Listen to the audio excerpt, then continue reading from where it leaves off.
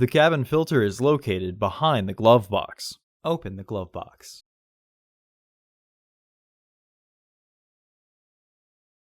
Unhook the dampener arm.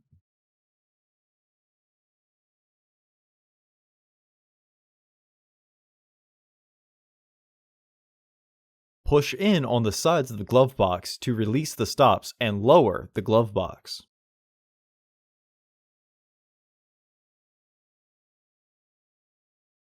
Unclip and remove the filter housing door. Remove the old filter from the housing and clean out any debris inside. Insert your new AQ1102C filter into the housing, with its arrow pointing up. Reinstall the filter housing door. Partially close the glove box to re-engage the stops.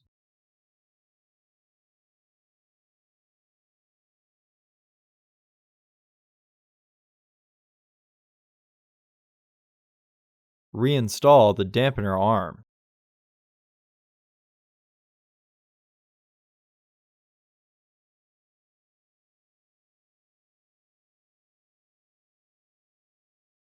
Close the glove box. Order your parts today at Filterheads.com. Also, please like our video and subscribe to our channel so you won't miss any new content.